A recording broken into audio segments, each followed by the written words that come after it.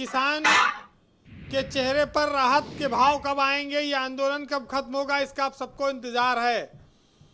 और ऐसा लगता है कि ये आंदोलन और व्यापक रूप रख सकता है, क्योंकि जिस तरह से आज ऐलान हुआ है उसमें अब ये हाईवे जाम करने से लेकर दोबारा भारत बंद की ओर बढ़ रहे हैं। उत्तर प्रदेश से भारतीय किसान यूनियन के राकेश टिकैत और उनकी टीम भी लगी हुई है। तो जो लोग ये कहते थे खाली पंजाब विरोध कर रहा है, उसमें उत्तर प्रदेश, हरियाणा और तमाम अन्य प्रदेशों के लोग शामिल हैं। अब ये बात जरूर है कि सरकार इस मामले में कदम पीछे क्यों नहीं हटा रही है या किसानों को समझा क्यों नहीं पा रही है, इस पर बड़ी लंबी चर्चा हो गई है। गतिरोध कहाँ है, कैसे है, कब शांत होगा, बड़ी विचित्र स्थिति बनी हुई है। लेकिन इस देश की सच्चाई यह है कि किसान के बिना हम चाहे जितनी तरक्की कर लें, लेकिन किसान के बिना रोटी संभव नहीं है। इस बात को तो देखना होगा। और रोटी और भोजन से ही जीवन है। हम उसे अन्नदाता भी कहते हैं, भगवान भी कहते हैं, सबका पेट पालने वाला है। अगर इस तरह की स्थितियां बनी हुई हैं तो ये बड़ा दुर्भाग्यपूर्ण है। हमारी सरकारें किसानों पर अत्याचार खत्म करने की बात कहती हैं, उनकी आय दुगना करने की बात कहती हैं, लेकिन ना तो किसानों पर अत्याचार खत्म हुआ, ना आय दुगनी हुई।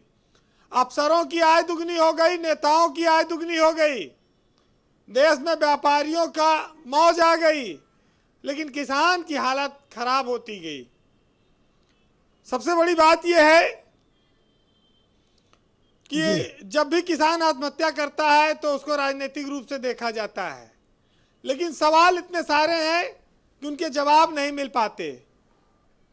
लोग पूछते हैं कि ये किसान पेड़ पर लटकते क्यों हैं, ये नेता अच्छे काम के लिए अटकते क्यों हैं, लोग न्याय के लिए भटकते क्यों हैं, और अन्याय के विरोध का यदि हक हमारा है तो फिर हम आपको खटकते क्यों हैं, और सुबह हुई फिर भी अंधेरा क्यों है, हर साग पर उल्लू बैठा क्यों है, और कपड़े उजले और दिल मैला क्यों है।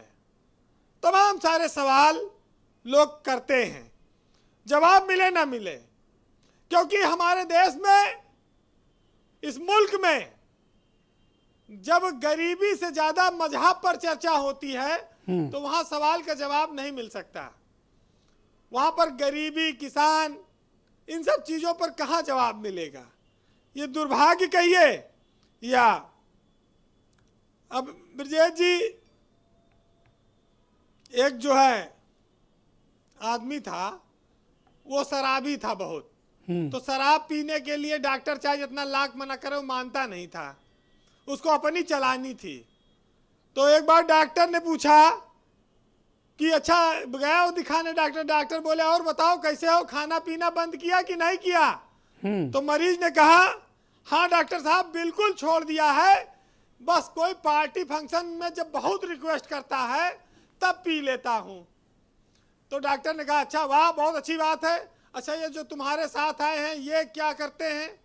तो बोले डॉक्टर साहब मैंने इनको रिक्वेस्ट करने के लिए ही रखा हुआ है कि रोज ये इतना हमसे तो रिक्वेस्ट करते हैं कि हम मान नहीं पाते।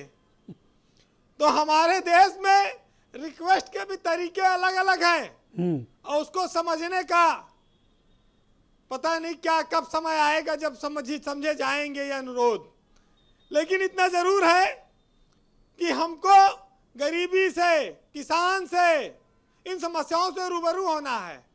इस देश को लोगों के जीवन में खुशहाली लाने के लिए, भारत को विकासशील देश से विकसित देश बनाने के लिए बड़ी चुनौतियां हैं, बड़े सवाल हैं, बहुत बड़ी भीड़ है, जनसंख्या है, इसको पार ले चलना है। कैसे जाएगी अब ये तो जो बैठे हुए हैं लोग शीर्ष पर वो जाने। लेकिन किसानों की जो दर्द है उस पर कुछ साहित्य ने आज कहा है, उसको सुनिएगा जी।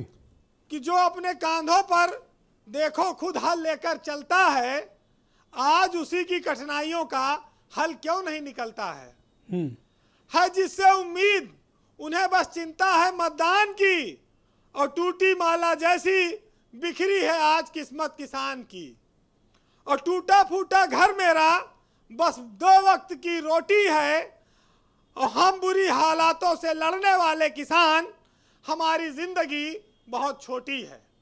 बहुत बहुत शुक्रिया वीरेंद्र जी, बहुत बहुत धन्यवाद आपका। वापस इस डिबेट की परिचर्चा को आगे बढ़ाते हैं। मनोज मिश्रा जी हैं, भारतीय जनता पार्टी के प्रवक्ता हैं। मनोज जी, जो प्रथम चरण की डिबेट हुई उसमें तमाम लोगों ने अपने पक्ष रखे, लेकिन